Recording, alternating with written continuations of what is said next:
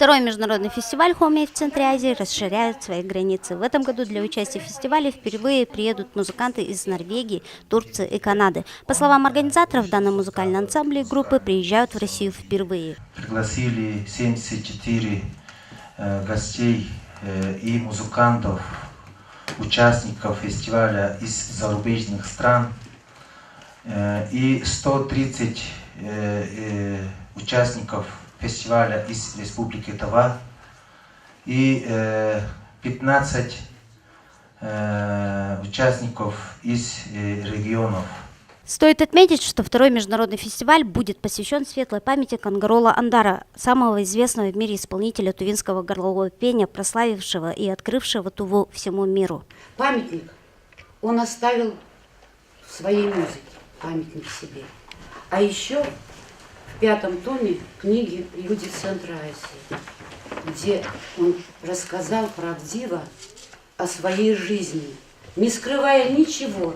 Музыкальный проект призван соединить исполнителей и поклонников тувинского хомея в едином красочном фестивале, стимулировать интерес к изучению горлового пения. Так, в рамках фестиваля в этом году пройдут и международные конкурсы. Например, Дембелдей 2017, в рамках которого откроют память Кангаролу Андару.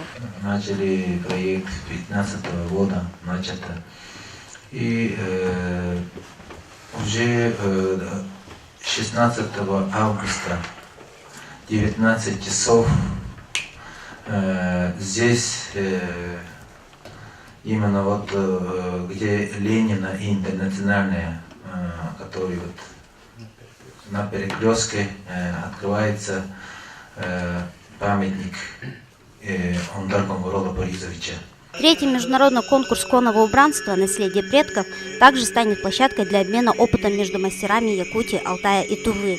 Организаторы фестиваля отметили, что конкурсы, проводимые в рамках музыкального проекта, нацелены на повышение уровня этнокультурных мероприятий, способствующих развитию туризма в Туве. В конкурсе будут участвовать с Якутии 4 участника, с Алтая 2 и из Тувы 5 участников. Хомей в Центре Азии в этом году порадует зрителей легендами джазового исполнения, турецкими дервишами и казахскими исполнителями домбры. Напомним, что первый фестиваль Хомей в Центре Азии собрал около 200 исполнителей горлового пения из разных стран мира. Чинчисан Бугабу, Яна Энджи, компания «Новый век».